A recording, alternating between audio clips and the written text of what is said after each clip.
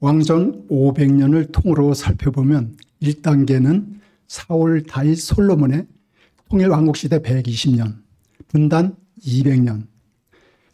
3단계는 북이스라엘 멸망 후 남유다 150년. 이렇게 큰 그림을 그립니다. 오늘 이야기는 2단계에 해당하는 남북분열 왕조 200년 이야기입니다. 첫 번째로 남북분단 원인을 살펴보겠습니다. 이스라엘이 결국 솔로몬 사후 그의 아들 르호보암에게 왕위를 물려받았는데 그의 잘못된 선택으로 남북으로 분열되었습니다. 열지파의 제안을 거절하고 아버지보다 더 무거운 멍에와 정갈책직으로 징계를 하겠다는 미련한 선언을 합니다.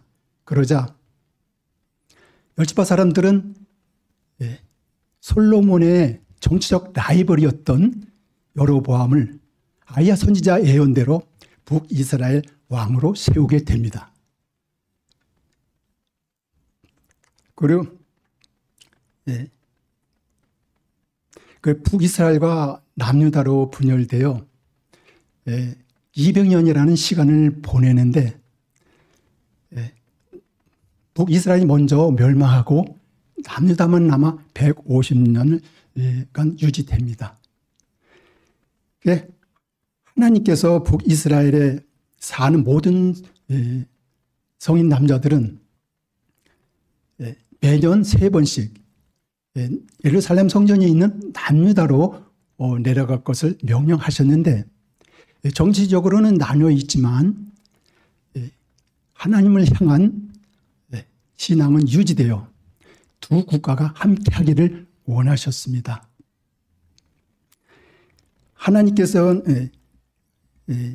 하나님께서 북이스라엘에 사는 모든 함께 하셨는데 그러나 안타깝게도 여로보암은 왕이 되자마자 이스라엘 백성들이 예루살렘에 가면 르호보암에게 마음을 뺏길까 봐 두려워서 유사 제사장 나라를 만들어 여로보암의 길을 만듭니다. 제사장 나라 충성도를 높였던 다윗은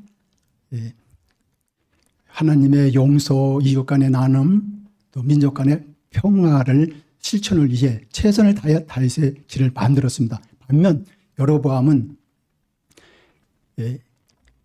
레위 자손이 아닌 일반 백성을 제사장으로 세웠고 또 예배 장소를 북이스라엘 단과 베델로 바꾸고 또 제사장 나라 절기를 변경함으로 제사장 나라를 도구화했습니다.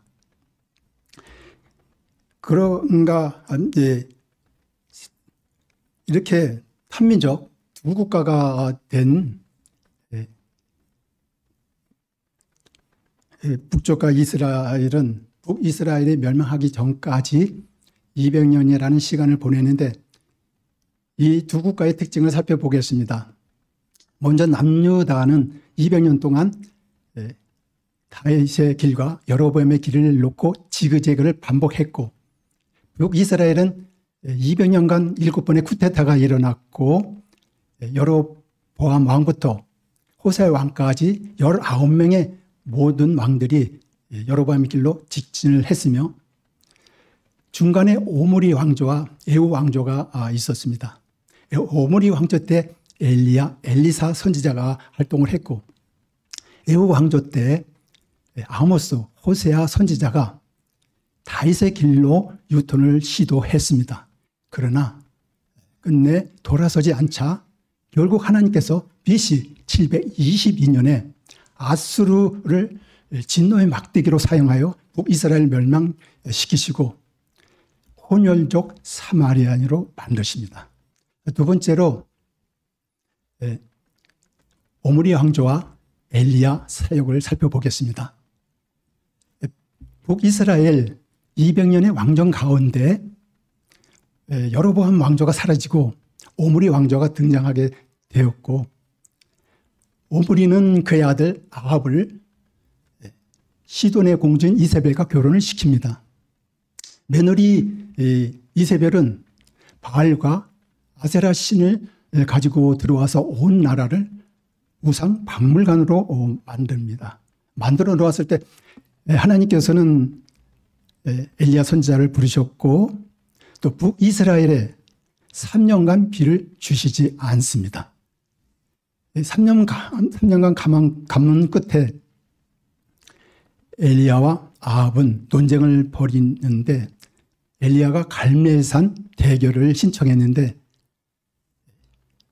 불이 내려지는 신이 하나님이라는 대결이었습니다. 당연히 엘리야 제단에 하나님의 불이 내려졌고 엘리야는 이 기회를 놓치지 않고 그곳에서 바알 선지자 450명을 모두 죽입니다. 이 사건 이후 비가 왔는데 이세벨은 눈 하나 깜짝하지 않고 오히려 자객을 보내 엘리야를 반드시 죽이겠다고 말하자 엘리야가 사마리아로 내려오다가 도망가게 됩니다. 이때 엘리야가 쓰러져 하나님께 죽음을 요청하자 천사를 보내셔서 엘리야를 깨우시고 바알에게 무릎 꿇지 않은 7,000명을 남겨두었다는 희망의 메시지를 주셨고 엘리야는 그 후 3가지 예언을 합니다. 북이스라엘 왕이 에후로 바뀔 것이고 하세엘이 아람 왕이 될 것이며 엘리사가 자기 뒤를 이어 선지자가 될 것을 예언합니다. 그 후 엘리사에게 기름을 부어 새로운 선지자로 일을 하게 되고 하나님께서는 죽음을 보이시지 않고 엘리사를 바로 데려가십니다. 세 번째 이야기는 오므리 왕조와 엘리사 사역입니다. 엘리사가 사역하는 동안 하나님의 기적이 참 많았습니다. 선지 생도들을 교육하는 사명을 맡은 엘리사는 한 선지자가 죽은 후 과부가 된 여인이 극한 가난으로 그 아들이 종으로 팔리게 된 소식을 듣게 됩니다. 이때 엘리사는 가난한 제자의 기름병에 기름이 마르지 않게 하고 음식에 들어있던 독이 없어지는 기적 등을 일으켰는데 그 시대에 그만큼 악하여서 하나님의 도움이 많이 필요했던 시대였음을 알 수 있습니다. 네 번째 이야기는 에후 왕조입니다. 이스라엘을 살펴본 하나님께서는 오므리 왕조를 폐하시고 에후 왕조를 라는 장군을 통해 새로운 왕조를 세우시고자 합니다. 에후는 아합 정권을 무너뜨리고 북이스라엘의 바알 선지자들을 모두 처단하는 결단과 용기를 보여줬지만 단과 베델에 있는 금성아지 우상을 제거하지 않았습니다.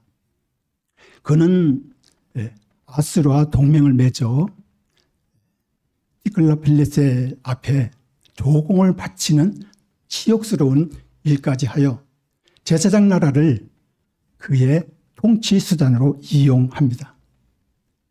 이 모습은 역사에 남아 아수르 왕에 의해 블랙 오벨리스크에 새겨져 오늘날 영국에 있는 대형 박물관에 가면 볼 수 있습니다. 그런가 하면 남유다 5대 왕인 여호람이 북이스라엘 아합의 딸인 아달랴와 결혼하여 북이스라엘 제약이 남유다로 확산되자 하나님께서는 이 시대에 아모스, 호세아, 요나 선지자를 보내십니다. 다섯 번째로 에후 왕조와 아모스 사역입니다.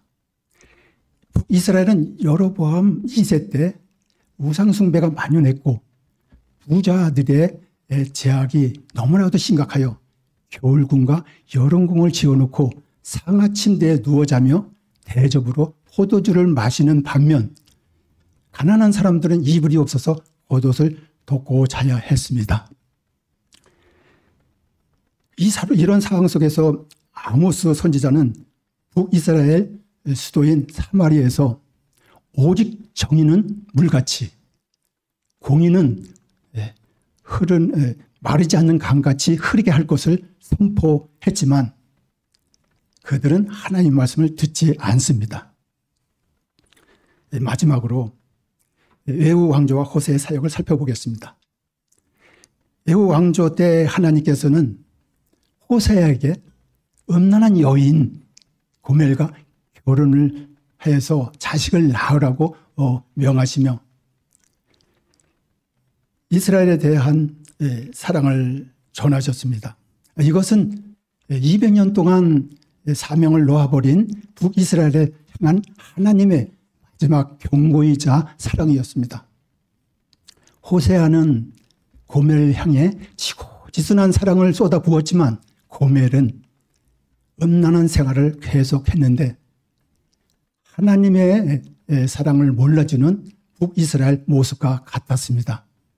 속타는 하나님의 마지막 호세에도 그들은 결국 회개하지를 않았습니다. 그러자 호세아 선지자는 이제 제사장 나라 법에 따라 레위기 26장에 기록된 대로 북이스라엘 포로 징계로 받게 될 것을 선언합니다.